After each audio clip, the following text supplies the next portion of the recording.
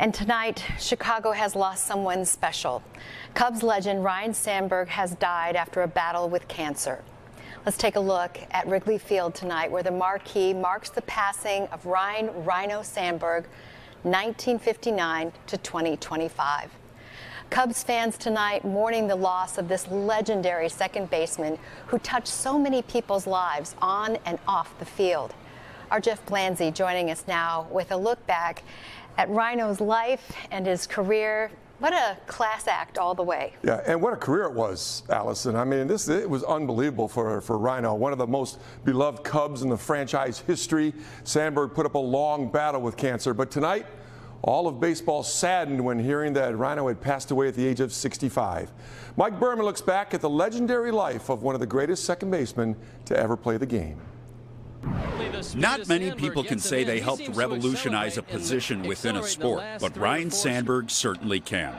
His bat, glove, and legs combined to change the perception and expectation for what a second baseman could contribute on the baseball field. Ryne D. Sandberg was born September 18, 1959 in Spokane, Washington, where he grew up a three-sport star at North Central High School. He was a good enough quarterback that he signed to play football at Washington State. But after the Phillies drafted him in the 1978 baseball draft, he passed on college and started his pro baseball career. Sandberg made his big league debut late in 1981, playing 13 games for the Phillies. But before the 1982 season, the team traded him to the Cubs, changing his and the Northsiders' destiny for the next decade and a half. What a play by Sandberg! In 1982, Sandberg won Rookie of the Year. His first of 9 Gold Glove awards came in 1983, and then came his true breakout season in 1984, when he won National League MVP and made his first of 10 consecutive All-Star teams. In June of that season, he authored his most memorable performance, homering off future Hall of Fame closer Bruce Sutter to tie the game in both the 9th and 10th innings of the National Game of the Week against St. Louis. Ryno finished 5 for 6 with those 2 homers and 7 driven in what would forever be known as the Sandberg game. That year, he also led the Cubs to their first playoff appearance since 1945. As a 30-year-old in 1990, he became just the 3rd second baseman ever to hit 40 homers in a season. Plus, he set a new record at the position, going 123 straight games without making an error. Sandberg retired midway through the 1994 season, sat out all of 1995, but returned to play in 1996 and 97. When he retired for good after the 97 season, Sandberg held the record for career homers by a second baseman with 277. The beloved Cubs infielder was elected to the Hall of Fame in 2005, and the team retired his number 23 later that summer.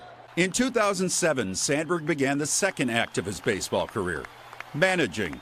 He started in the Cubs organization at Class A Peoria, then moved to Double-A Tennessee in 2009, and finally to Triple-A Iowa in 2010.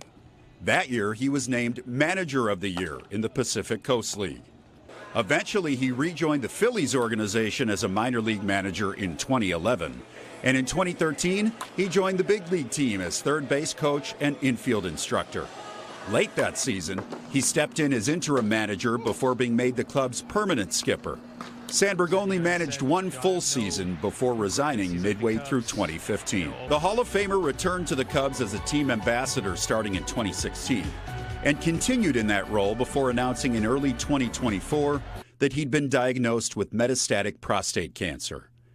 Later that year, on June 23rd, 40 years to the day of his legendary performance against the Cardinals, the Cubs unveiled a statue in Sandberg's honor, ensuring he'll be celebrated by Cubs fans and visitors to Wrigley Field for years to come.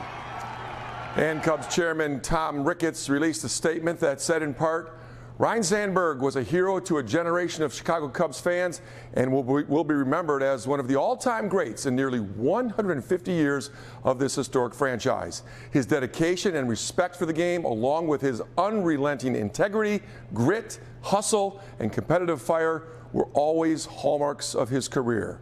Ryno will never be forgotten.